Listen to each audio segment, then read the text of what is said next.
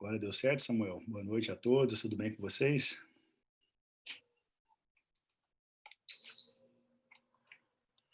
Estão me escutando ou não? Boa noite, deu certo. Eu tive que pegar o ID, aí eu Ah, compartilhei o link daqui por eles.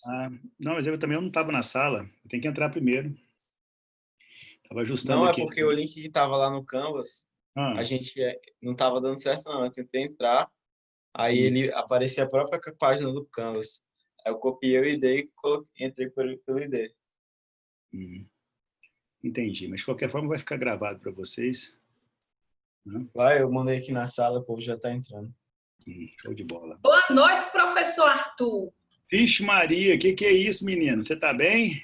Tô, rapaz, tá com saudade do Isso senhor. é saudade, certeza. É mesmo? Rapaz, você sumiu, moço. Não, eu tô só aguardando, Uma casa pra ansiosamente. gente. Não, eu estava só aguardando o momento certo. Eu tenho determinadas palestras, né? Eu falei pro Samuel, já tem quantas semanas, Samuel, que eu tô aguardando isso aí? Umas 3 semanas, né? Tem mais? Tem mais.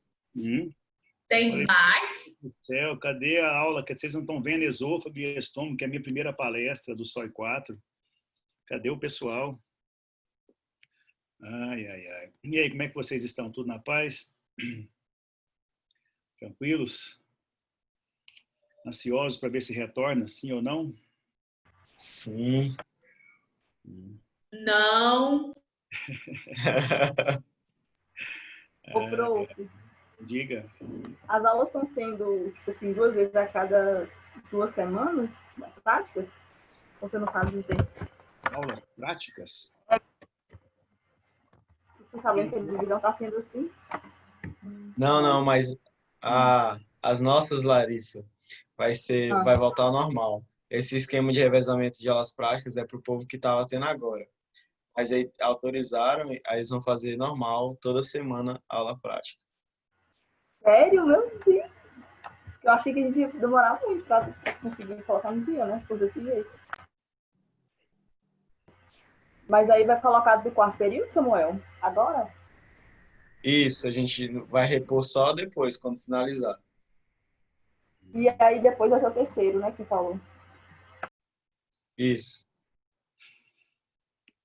Muito bem. Ô, Samuel, vou te colocar aqui como co-anfitrião para você ir absorvendo o pessoal, pode ser? Pode ser, pode ser. Então já está aí. Muito bem. Bacana demais. Realmente, né? Muito tempo sem falar com vocês. Eu estou aqui no computador desde as 16 horas. A gente está com algumas aulas também aqui em Palmas, aulas em Gurupi, e a UFT vai votar também agora, nessa quarta-feira, se volta para o módulo remoto. Então, tem grandes expectativas aí, né? Espero que isso persista e que a gente consiga controlar o que está acontecendo em outros locais que não está sendo muito agradável, que é o retorno da notificação de novos casos, né? Espero que esse retorno seja um retorno responsável, um retorno com segurança para todos nós, né, para que possamos desenvolver nosso trabalho sem nenhum risco. É isso que eu espero, é isso que nós estamos planejando, né, dentro do Grupo AFIA para todos vocês, e essa é a grande expectativa. É claro que a gente depende também de alguns decretos aí que são estaduais e municipais, mas a coisa está andando da melhor forma possível. De acordo com a programação, nós temos essa palestra aqui, essa palestra que envolve esôfago e estômago. E antes de começar essa palestra, de modo geral, eu queria saber de vocês o que vocês já viram realmente de esôfago e estômago. Vocês viram gastrites, vocês viram esofagites, esôfago de Barré, vocês viram tipos de gastrites, úlceras pépticas, neoplasias gástricas, o que vocês realmente já viram? Ainda nada. A primeira PG foi aberta agora, que vai ser refluxo. Vai ser discutido amanhã, professor. Uai, Samuel. A primeira PG sobre esôfago. Mas, meu Deus. E como falar sobre neoplasia esofágica se ainda não fechou esofagite, doença de refluxo? Como falar de neoplasia gástrica se vocês ainda não viram gastrites? Tá? Essa programação danou-se, né? Aí realmente... Já a gente ter essa PG, esse assunto ontem, na segunda-feira, só que aí veio o feriado, aí a gente vai ver só amanhã mesmo, na quarta-feira. Entendi. Meu Deus do céu. Porque se eu falar sobre isso, não só vou dar dando spoiler do APG, como eu vou estar adiantando um tópico que vocês vão ver durante essa semana e na semana que vem. A palestra, ela fecha o módulo de esôfago e estômago, quando a gente condensa aqui, né, as neoplasias esofágicas e neoplasias gástricas. Tá? E aí? Muito bem. De qualquer forma, vamos ter esse momento aqui, porque já estamos aqui conectados, eu não vou desconectar, não. Né? Não vou colocar isso para a semana que vem, então um pouco para sexta-feira, véspera de feriado, que a galera então aí vai estar longe, né? Tanto em mente quanto em corpo e alma, né? E aí pronto, aí não tem nem como a gente conversar. Eu vou dar só mais um tempinho, mais 2 minutinhos, às 20h10 a gente começa a falar, enquanto isso vamos conversando algumas coisas paralelas aqui. Tá? Olha, sobre esôfago e estômago, vocês realmente têm que estudar bastante esse tópico de aparato, ou aparelho, ou sistema gastrointestinal, o aparato digestivo, né, o aparelho, o sistema digestório. As afecções têm muitas relações entre si. Tá? E alguns grupos nosológicos são importantes, como, por exemplo, as inflamações, tá? Esofagites. Tá? E a gente sabe também que alguns tipos de gastrites são importantes,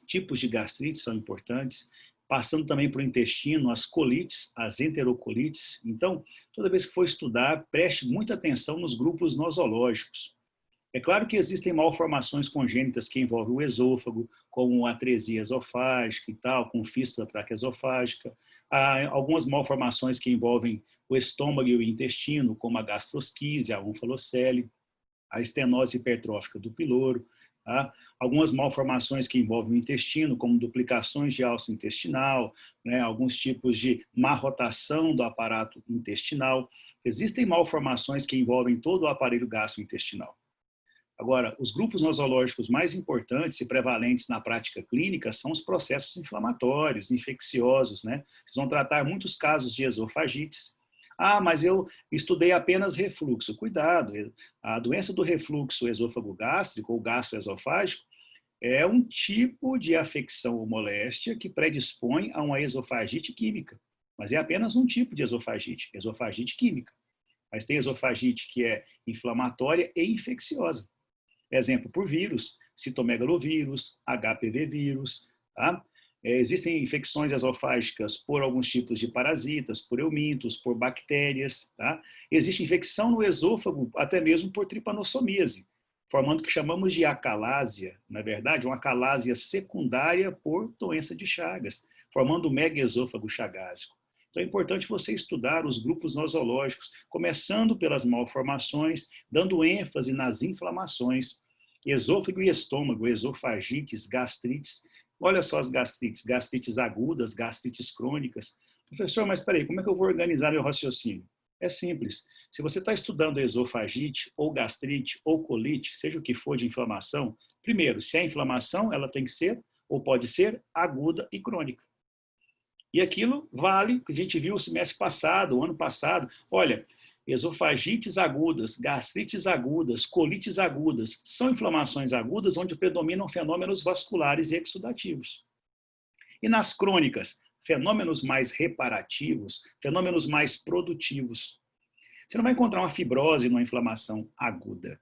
Você não vai encontrar, por exemplo, uma substituição de um epitélio maduro por outro, ou seja, uma metaplasia em um processo agudo, inflamatório.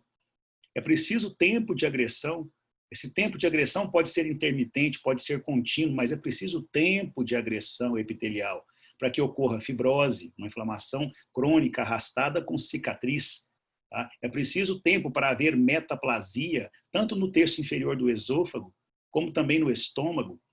Ah, mas existe metaplasia no terço inferior do esôfago? Existe, uma delas é o esôfago de Barré, mas nem toda metaplasia no terço inferior do esôfago é esôfago de Barré. Existe metaplasia gástrica no terço inferior do esôfago. Para ser esôfago de Barré, tem que ser uma metaplasia, tá? Com células de Panet, tá? Uma metaplasia praticamente, né, completa, não é verdade? Esse é o esôfago de Barré. Tá? Agora, no estômago também tem metaplasia intestinal. Só que para ter metaplasia, tanto no esôfago, no terço inferior, quanto no estômago, essa agressão que essas mucosas sofrem tem que ser um pouco mais contínua, mais arrastada. Então, existem inflamações agudas com suas peculiaridades clínicas, tá? Fisiopatológicas, e as inflamações crônicas. As inflamações crônicas, além da sua peculiaridade clínica, fisiopatológica, morfológica, tem também uma leve associação, em alguns casos até uma abrupta e intensa associação com cânceres. Não é que a inflamação crônica causa câncer, mas ela cria um ambiente favorável para os cânceres. Esse é um grande detalhe. Então, tá vendo? Olha, um grupo nosológico associando-se com outro. As inflamações, principalmente as crônicas, se associando com as neoplasias. Então, é preciso estudar com essa mente mais aberta.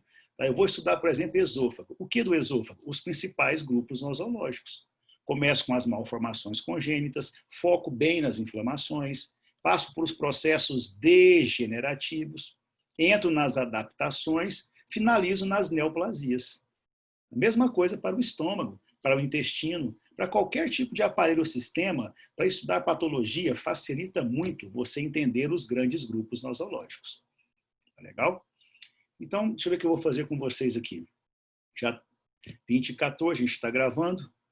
Eu tinha preparado um material exclusivo para trabalhar neoplasias, tá? Tanto esofágicas quanto gástricas, tá? Que já dá um tempo razoável de discussão. Tá? Agora, como vocês estão começando a ver esôfago, tá? E ainda não viram, vocês não viram o estômago, é isso, Samuel? Não viu nada de estômago, né?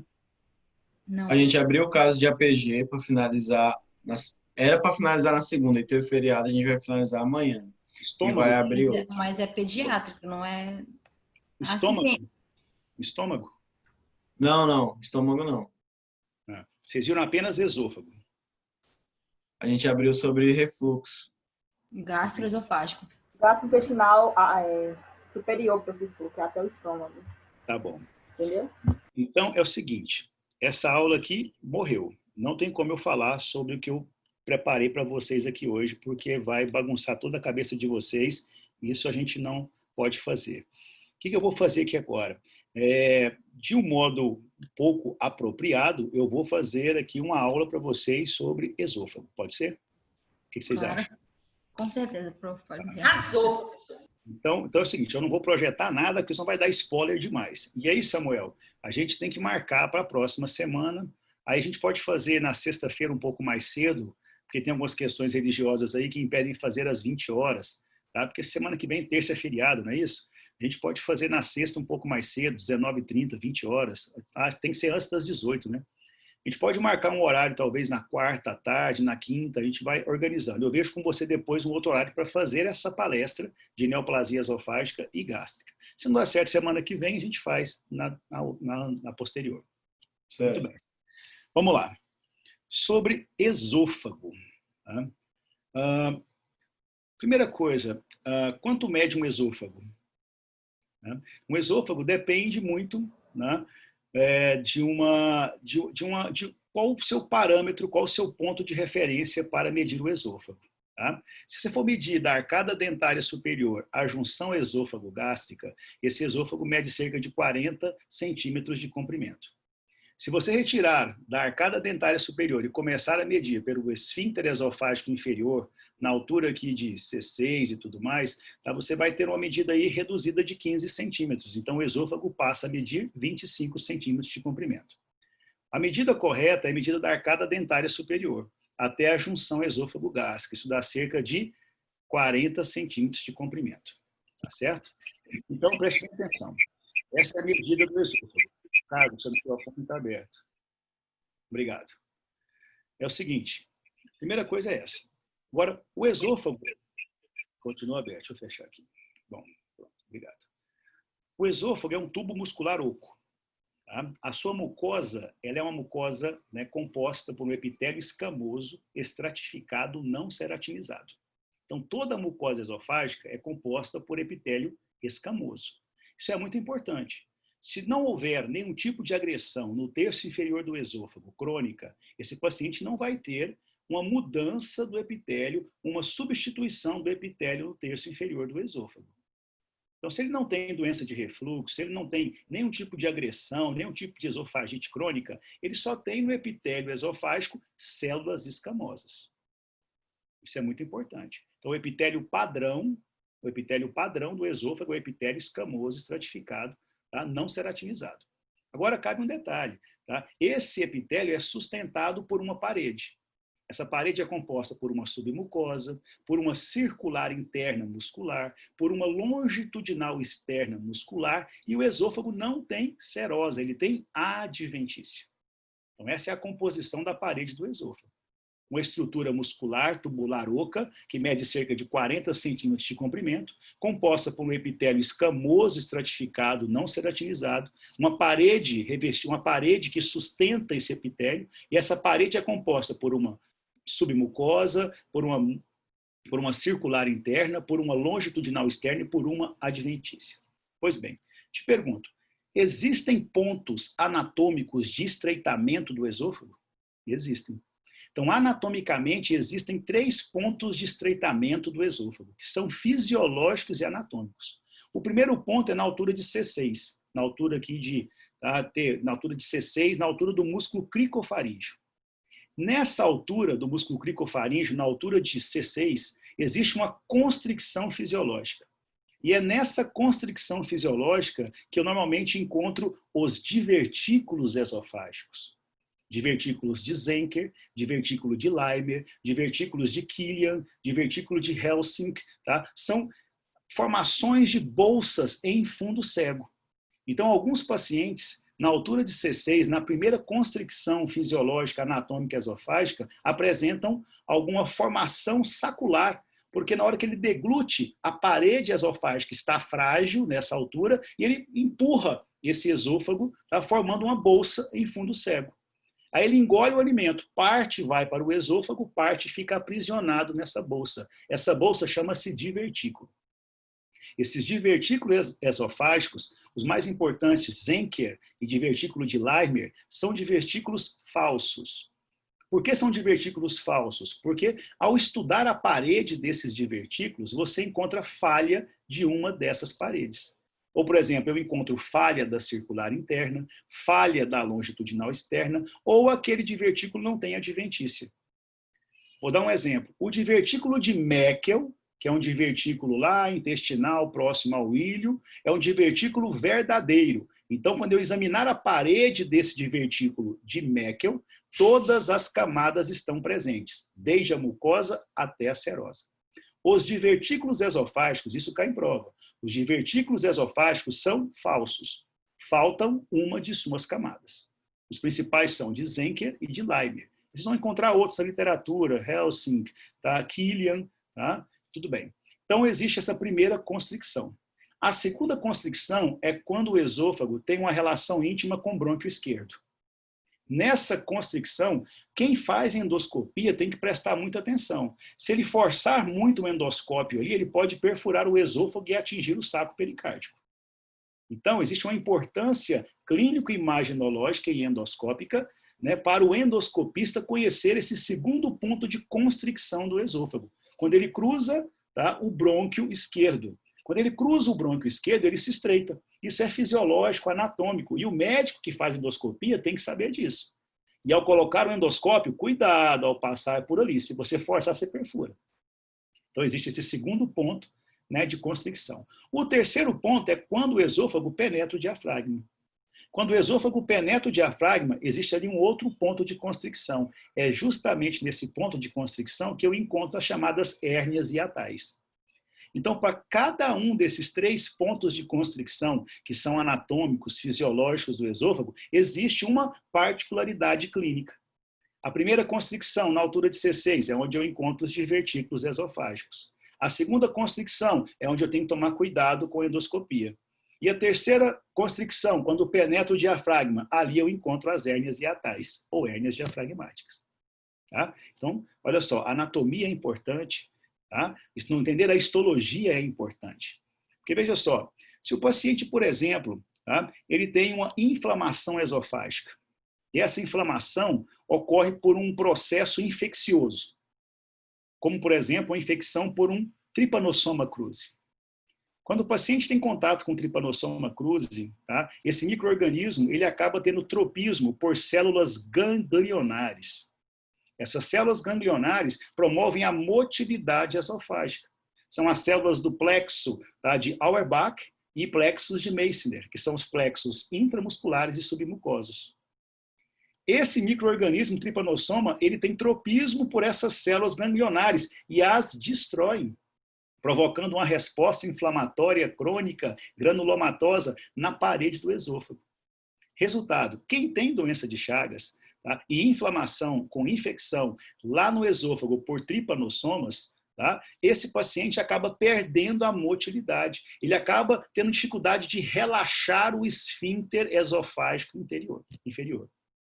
Essa incompetência de relaxar o esfíncter esofágico inferior chama-se acalásia. Você vai ter que estudar aqui a acalásia. A acalásia é a incapacidade de relaxamento do esfíncter esofágico inferior. E se ele tem incapacidade de relaxar o esfíncter esofágico, o alimento vai se acumulando e, olha só, forçando a parede esofágica. E a parede esofágica se adapta, ela hipertrofia, se torna mega. E ali você tem agora um mega esôfago causado pelas chagas. Então o nome é mega esôfago chagásico. Essa acalásia, ela tem causa. Então ela é uma acalásia secundária a chagas. Existem também casos de acalásia primária, onde ocorre ali, olha, de modo idiopático, um processo de degeneração, destruição, tá? Rarefação dos plexos ganglionares. Então existe acalásia. O que é acalásia? Incapacidade, incompetência de relaxamento do esfíncter esofágico inferior. Consequência, forma-se ali, né, uma dilatação esofágica acima do esfíncter esofágico inferior, por hipertrofia da musculatura esofágica. Qual é o tipo de acalásia que eu tenho? 2 tipos. Acalásia primária, que não tem causa, é um processo muito mais degenerativo, e a acalásia secundária, a principal causa é a doença de Chagas. Então, é importante estudar a acalásia. Tá certo? Perguntaram aqui, professor, explica a formação da hernia de hiato. Eu vou chegar lá. Tá? Muito bem. Então, preste bem atenção. Primeira coisa a se estudar, então, é a histologia do esôfago, a anatomia do esôfago, os 3 pontos de constricção do esôfago, a sua importância clínico-patológica, entender também o que é a acalásia, tá? E agora, existe uma malformação importante relacionada com o esôfago, isso cai em prova. Qual a mais importante malformação relacionada com o esôfago? Atresia. Qual é?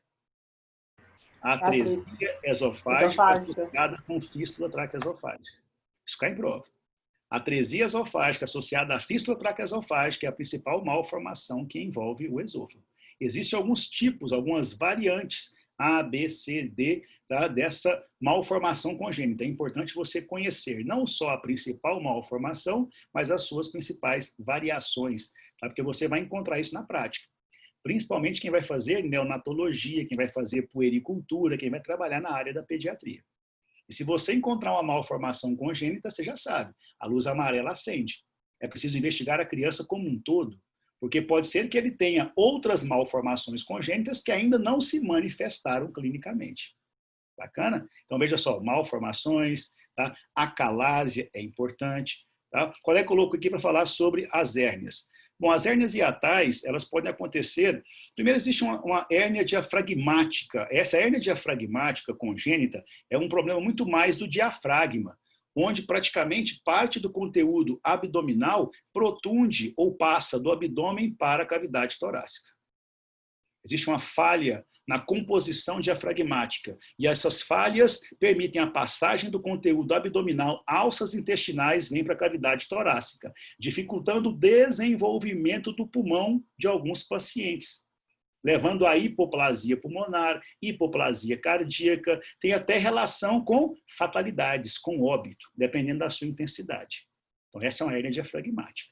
Agora, as hérnias esofágicas e hiatais, elas podem ser hérnias de tração, com encurtamento do esôfago, a junção esôfago-gástrica vem para a cavidade torácica, Tá? E agora nós temos ali uma perda da competência do esfíncter esofágico inferior, o que facilita o refluxo. Essa hérnia é chamada hérnia de tração. Agora, quando a junção esôfago-gástrica permanece no mesmo local de sempre, anatômico, e parte do cárdia vem para a cavidade torácica, isso chama-se hérnia paraesofágica. Essa hérnia paraesofágica, tá? Ela tem uma característica de, olha só, apertar o esfíncter esofágico inferior, dificultando o quê? O seu relaxamento. Então, existe uma hérnia, né, hiatal ali, esofágica, de tração, e uma hérnia também chamada de paraesofágica. Eles chamam de rolamento, de tração, vários nomes para isso. Mas entenda como acontece. Ou o esôfago do paciente é curto demais, então a junção esôfago-gástrica vem para a cavidade torácica e ele perde o tônus. Existe ali, na verdade, uma dificuldade dele manter o tônus do esfíncter esofágico inferior. Então ele fica relaxado. Isso facilita o refluxo gastroesofágico. Agora, no caso da hérnia paraesofágica, a junção esôfago-gástrica permanece no local anatômico. O que vem para a cavidade torácica é parte do cárdia, parte do estômago, formando a chamada hérnia paraesofágica.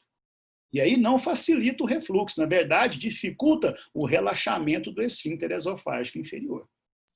Então é importante também saber essas hérnias, sim. Mas no caso, essa hérnia de tração não é congênita? Não, a diafragmática que é congênita. Tá? Essas daí elas podem ser adquiridas. Tá? Agora, nada impede que o paciente também nasça com um esôfago um pouco mais curto. Ele pode desenvolver, né, uma hérnia como essa também com características congênitas, sem nenhum problema. Tá? Beleza? Eu estou dizendo o seguinte para vocês, quais são os pontos de estudo. Né? Você tem que estudar, por exemplo, as malformações, né? Estudar o que é a calase, aqueles 3 pontos de constricção, estudar as hérnias, né? A hérnia diafragmática, essas hérnias hiatais, isso é muito importante. Tá? Você vai pegar isso na prática clínica. Tá? Existem diagnósticos de imagem dessas afecções e moléstias. Tá? É preciso tratá-las cirurgicamente. Entendeu? Um paciente, por exemplo, que tem uma incompetência do esfíncter esofágico inferior, ele apresenta uma clínica de doença esofágica. Qual é a clínica, né, da doença esofágica?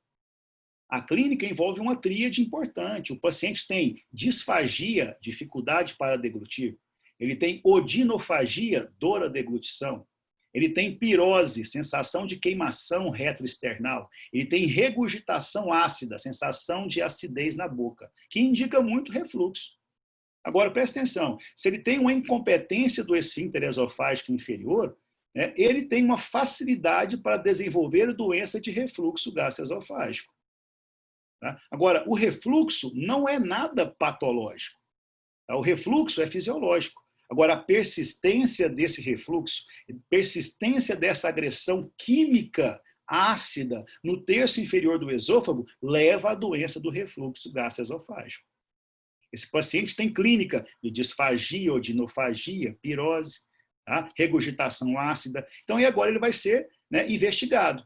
Você faz o quê? Endoscopia, faz manometria, faz pH-metria, para ver se ele tem ou não competência do esfíncter esofágico inferior. Se não tiver, tem que corrigir.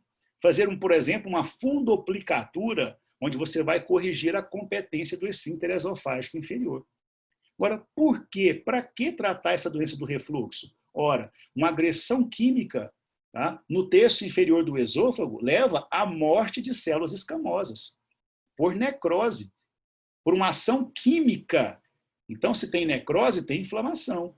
Essa esofagite causada pelo refluxo é um tipo de esofagite química.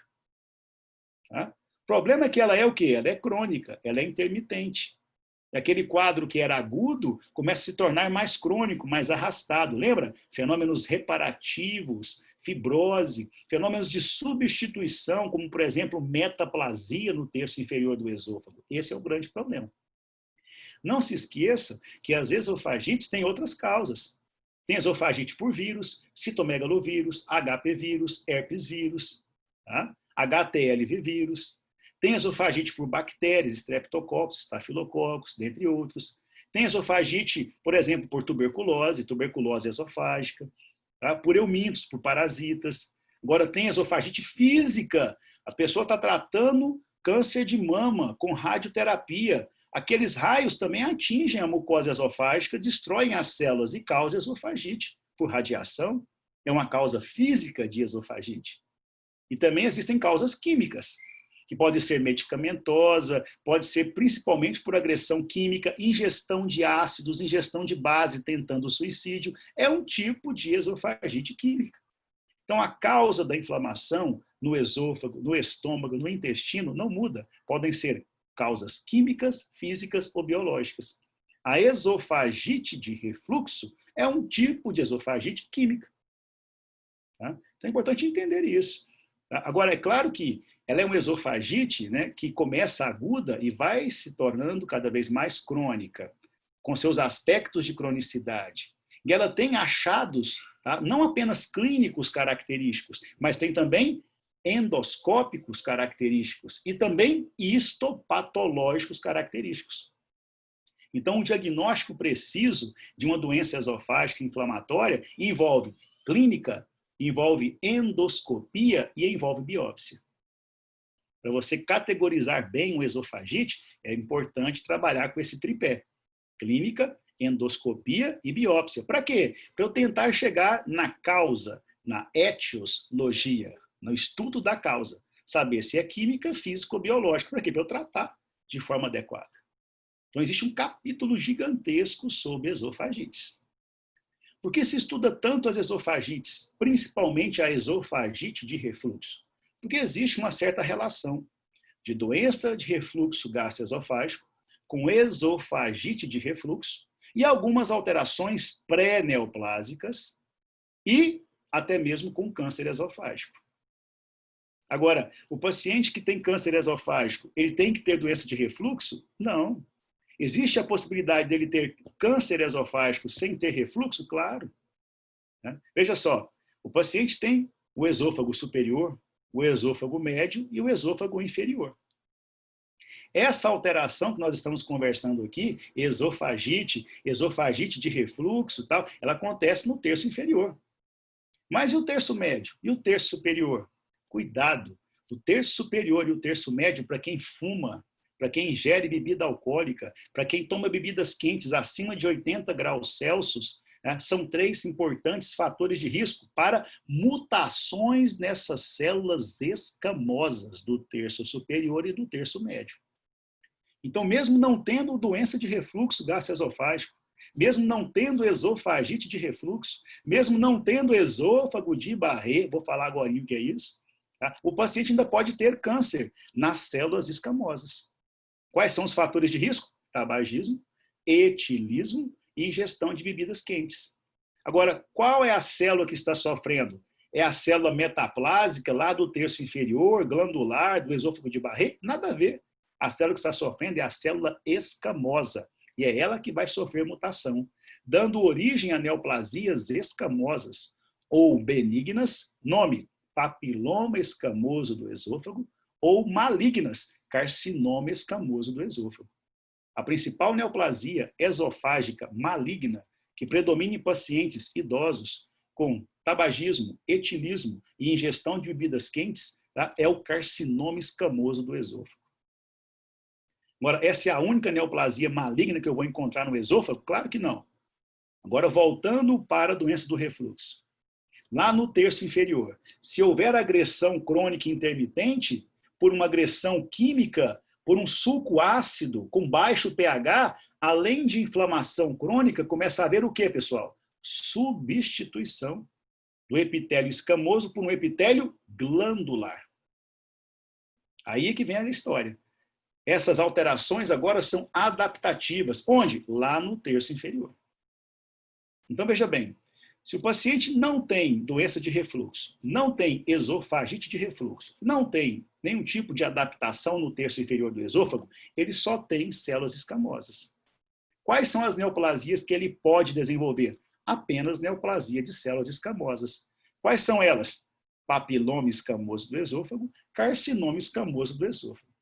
Mas se ele é um paciente que, além de ser tabagista, etilista, ingerir bebidas quentes, se ele tiver também doença de refluxo, ele vai ter o quê? Lá no terço inferior do esôfago. Ele vai ter inflamação crônica, ele vai ter esofagite de refluxo, ele vai ter fibrose, vai ter metaplasia glandular no terço inferior do esôfago. Aí muda tudo.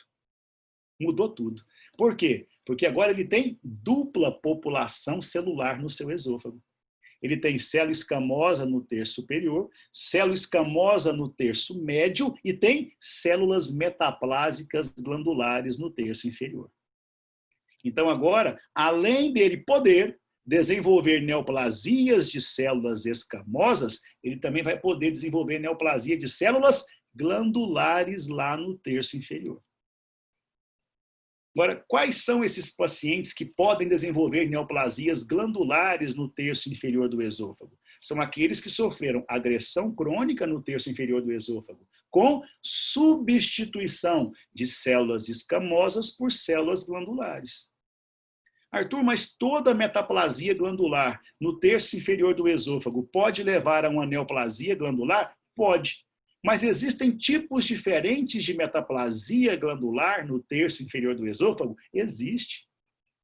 Metaplasia glandular gástrica, metaplasia glandular com padrão intestinal, com células mucosecretoras tipo Panet. O que é o esôfago de Barré? O esôfago de Barré é um dos tipos de metaplasia glandular. É aquela chamada metaplasia glandular com células mucosecretoras, com células de Panet. Tá? Quem fez esse estudo? Rupert Barré. Era um cirurgião inglês que fez esse estudo. Ele pegou pacientes que tinham metaplasia glandular no terço inferior do esôfago, tá? E acompanhou por algum tempo esses pacientes. Ele percebeu que alguns pacientes tinham metaplasia glandular com mais células parecendo células do estômago, metaplasia gástrica. E alguns tinham metaplasia com células muito mais parecidas com células glandulares intestinais, metaplasia mais padrão intestinal. Ele acompanhou esses pacientes por anos e percebeu que eles desenvolviam câncer no terço inferior do esôfago. Primeira notação dele, poxa, o pessoal que tem essa metaplasia aí, com o tempo, com agressão ali crônica na área metaplásica, desenvolveu câncer no terço inferior do esôfago. Foi a primeira constatação dele. A segunda, ele percebeu que esse câncer no terço inferior do esôfago não era de células escamosas, era de células glandulares, portanto, eram adenocarcinomas. Então, o que ele percebeu? Que as pessoas que têm metaplasia glandular no terço inferior do esôfago, provocadas por refluxo, elas têm uma predisposição a ter adenocarcinomas no terço inferior do esôfago. Agora, peraí, qual dessas duas metaplasias glandulares, a gástrica ou a intestinal, tem mais chance? Essa foi a terceira pergunta que ele fez. Ele percebeu que os pacientes que tinham metaplasia glandular com padrão intestinal, células mucosecretoras tipo Panet, desenvolviam muito mais casos de adenocarcinoma no terço inferior do que aqueles que tinham metaplasia glandular gástrica. O que ele fez, inteligentemente? Pegou essa mucosa e deu o nome de mucosa de Barré, ou esôfago de Barré. Então, o que é o esôfago de Barré? É um tipo de substituição de célula escamosa por célula glandular no terço inferior do esôfago. E essas células que substituíram são células com padrão muito mais mucosecretor intestinal. Então, quem tem esôfago de Barré tem metaplasia no terço inferior do esôfago com células em mucosecreção, tipo células de Panet. Ele deu o nome de esôfago de Barré. Agora, poxa, professor, e a clínica disso? Pasmem vocês. 90% dos pacientes que têm essa lesão no terço inferior do esôfago, chamada de esôfago de Barré, que nós acabamos de saber, que tem relação íntima com o adenocarcinoma esofágico, são assintomáticos. Então, muitos aqui nessa sala, muitos aqui que estão, né, por aí, né, nem sabem que tem esôfago de Barré. Isso já é um fator de risco para o câncer esofágico, para o adenocarcinoma do terço inferior. O que eu peço em prova? Eu peço em prova o seguinte, raciocínio.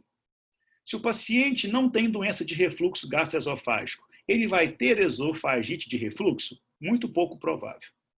Ele vai ter substituição de células escamosas por células glandulares no terço inferior do esôfago? Muito pouco provável. Então, qual é a principal neoplasia tá? Que ele pode desenvolver é a neoplasia de célula escamosa. Ou benigna, papiloma escamoso, ou maligna, carcinoma escamoso do esôfago. Primeira pergunta da prova é essa.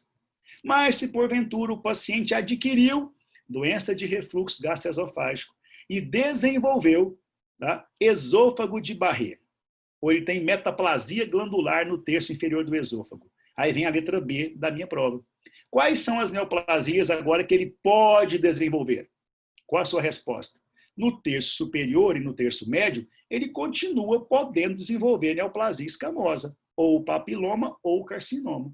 Mas agora, no terço inferior, ele pode desenvolver ou neoplasia benigna glandular, adenoma esofágico, ou neoplasia maligna glandular, adenocarcinoma esofágico. Essa é a segunda pergunta da prova.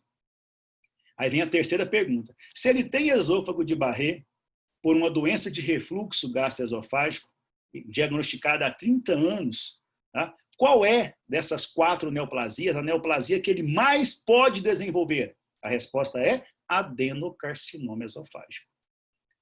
Então, cuidado com essa literatura de vocês aí.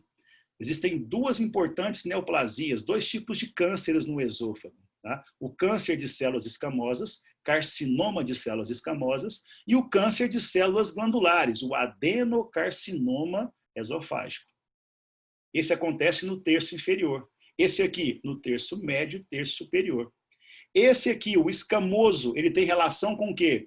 Bebida alcoólica, tabagismo e ingestão de bebidas quentes.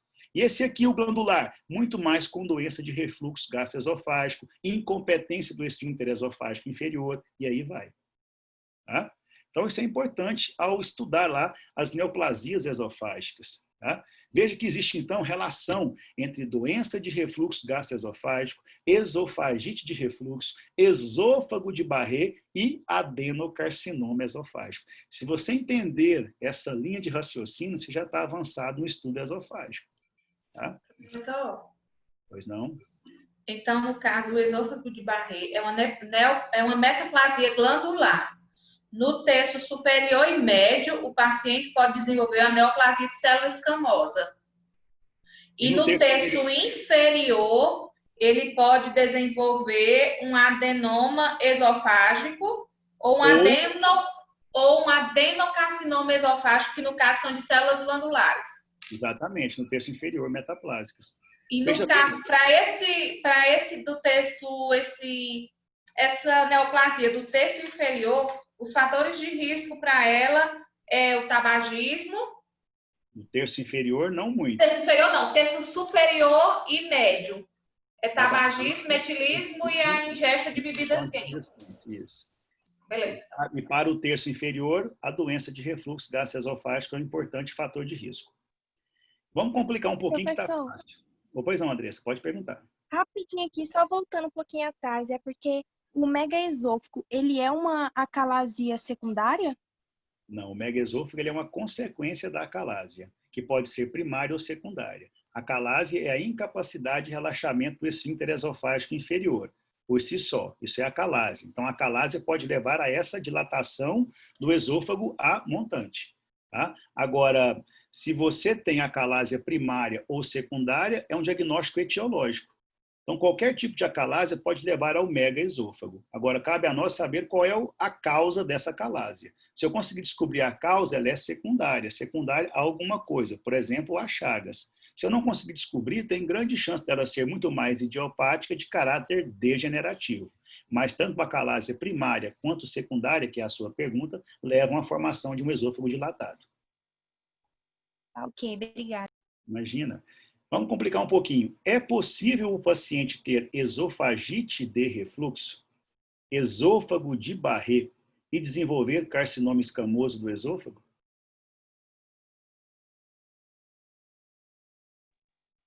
Claro que sim. A doença não lê livro. Repete aí, professor, por favor. É possível um paciente, olha só, ele é tabagista, ele é etilista, entendeu? E ele tem doença de refluxo gastroesofágico. Ele mora no sul, ele gosta demais de chimarrão, de tererê quente. E aí ele tem todos esses fatores de risco. Mesmo com esôfago de Barré ele pode desenvolver carcinoma escamoso no esôfago? Claro, professor, pode, por conta dos outros fatores, não? Exatamente isso. Onde eu quero chegar? Não fique bitolado ali, que olha, se o paciente tem esôfago de Barré, ele só vai ter adenocarcinoma do esôfago. Não, ele pode ter, olha só, esôfago de Barré e ter um carcinoma escamoso, logo acima, mesmo tendo esofagite de refluxo e esôfago de Barré. Agora, nada impede também, entendeu, que, por exemplo, ele tenha lá o seu refluxo, ele bebe bebidas quentes demais, ele é tabagista inveterado e ele desenvolveu, apesar de todos esses fatores de risco, um adenocarcinoma no terço inferior do esôfago. Se ele desenvolveu o adenocarcinoma, é sinal que ele passou por uma fase de agressão crônica, esofagite crônica, metaplasia do tipo glandular, que pode ser gástrica ou intestinal, que é Barré, e aí com a contínua agressão, essa célula metaplásica sofreu mutação. A minha pergunta e colocação aqui agora é o seguinte, se essa célula metaplásica, tá, sofreu mutação, ela virou que tipo de célula? Ela virou uma célula neoplásica. Pasmem vocês, a metaplasia é uma lesão celular reversível. Se o paciente tem esôfago de Barré, ou se ele tem metaplasia glandular gástrica, que não é esôfago de Barré, mas é metaplasia, se eu corrigir essa competência do esfíncter esofágico dele e der tempo de vida para ele, essa lesão metaplásica pode voltar à homeostasia. Agora, se uma célula metaplásica glandular sofrer mutações, ela deixou de ser metaplásica e se transformou em uma célula neoplásica. Qual a diferença? A célula metaplásica não tem mutações. As células neoplásicas têm mutações. Professor? Sim. O paciente pode desenvolver um carcinoma de células escamosas no terço superior e médio e um adenocarcinoma no terço inferior? Boa pergunta. Muito difícil isso acontecer. Muito difícil, mas excelente pergunta. É muito difícil acontecer. Normalmente ele tem uma das duas neoplasias. Tá? Pode ter as duas malignas? Pois é, isso é muito difícil de acontecer. Eu nunca li e nunca vi nada a respeito em 20 anos de medicina. Tá? Então, ou é uma ou é outra, geralmente. Exatamente. Geralmente, boa colocação. Geralmente, entendeu? A gente não fala nunca em medicina, né? Geralmente é o que acontece. Ou uma ou outra. Tá? Ah, tá. Uhum, beleza. O que depende de quê, Tereza? Depende de, olha só, fatores genéticos. A gente sabe que quem tem neoplasia não é qualquer pessoa, ela tem uma predisposição genética. Né? Fatores também ambientais associados que vão levando ela para uma ou outra alteração que vai predispor a essa neoplasia. Bacana? Então, preste bem atenção. Os tópicos mais interessantes de esôfago são malformações congênitas, os pontos de constricção do esôfago, tá? Com as suas correlações clínicas e também patológicas, tá? As esofagites, vocês vão ver lá diversos tipos de esofagites, tá? Principalmente esofagite de refluxo. Você tem uma ideia? Até a análise histopatológica da esofagite de refluxo tem a sua peculiaridade. Eu procuro numa biópsia de um paciente que está sendo ali investigado para esofagite de refluxo, eosinófilos. Quando eu olho para uma amostra que foi coletada no terço inferior do esôfago, de um paciente que tem suspeita de doença de refluxo com esofagite de refluxo, o que eu observo lá? Se tem inflamação. Tem inflamação? É esofagite. Agora, que esofagite é essa? É aguda ou é crônica? Ora, se predomina fenômenos vasculares e exudativos, é aguda. Predomina fenômenos reparativos e produtivos, ela é crônica. Primeiro passo. Segundo passo, essa inflamação ali, ela é rica em quê? Se for rica em neutrófilos, ela é muito mais aguda e pode ser bacteriana. Se é rica em linfócitos, ela pode ser viral ou pode ser linfocítica idiopática. Se é rica em eosinófilos, opa, acendeu a luz amarela. O eosinófilo é uma célula importante, porque se o paciente tem clínica de refluxo, se ele tem uma endoscopia que sugere refluxo, e se eu olho na microscopia e encontro mais de 6 eosinófilos por campo, preste bem atenção, isso é preditivo de esofagite de refluxo. Olha o nome, preditivo. Por quê? Certeza que é refluxo? É patognomônico que é refluxo? De jeito nenhum. Pode ser, por exemplo, por vermes e parasitas. Pode ser uma pessoa que tem atopia a alguma coisa.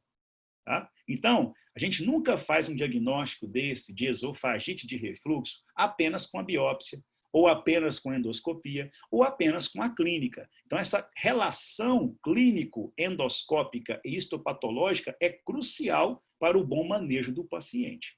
Entendam isso quando forem estudar, tá? Para você não ficar somente em uma parte do quebra-cabeça. Ô, professor. Vamos lá. Novo. Pode falar. Não, é porque, por exemplo, hoje eu assisti uma endoscopia do meu pai. E ele tá com esofagite leve. A pergunta é, essa esofagite leve pode gerar futuramente uma esofagite mais crônica, mais grave? Sim. Que pode levar a esofagite de refluxo? Sim, sim. Primeiro eu preciso saber o seguinte, qual é a causa dessa esofagite? Será que ela é química, física ou biológica? Será que ele é tabagista, etilista, ele tem uma incompetência do esfíncter esofágico inferior? Tá? Esse achado foi clínico, foi endoscópico ou já foi também histopatológico? Entendi. Tem que ver todos os fatores. Claro, claro. Para a gente estabelecer, sabe o que? O mais importante, Tereza, que é o tratamento e a conduta. A gente vai acompanhar ele, vai fazer endoscopia seriada todo ano, porque alguns pacientes, como o caso do seu pai, é leve, mas alguns já têm esofagite moderada, com células já transformadas, neoplásicas. E agora, já vou arrancar o esôfago dele? Não, calma, também não. Pode ser que eu consiga acompanhar o paciente e esse quadro se resolva espontaneamente. Ou eu preciso fazer uma cirurgia agora para evitar que isso evolua de modo desfavorável. Então, eu preciso, né, ter uma conduta adequada. E, para isso, eu tenho que ter um estadiamento desse processo, mesmo sendo inflamatório. Se eu falar muito de estadiamento de câncer, mas as inflamações também são estadiadas, em leve, moderada, acentuada, se tem erosão, se tem ulceração, se tem já metaplasia, se já tem fibrose associado, tá? Vocês vão ver, já na aula de gastrites, que as duas coisas mais importantes que eu preciso avaliar numa biópsia gástrica é se tem atrofia ou se tem metaplasia intestinal no estômago. Porque são os dois fatores de risco mais importantes associados com o câncer gástrico. Ele estava com gastrite. Pois é. Do estômago. Tem que ver o que está acontecendo. Talvez seja um único fator causal que está levando a esofagite e a gastrite, que tem que ser retirado. Talvez um mau hábito alimentar, talvez uma questão de tempo de alimentação muito distante ou equivocado. Um ajuste nutricional já resolve para o seu pai.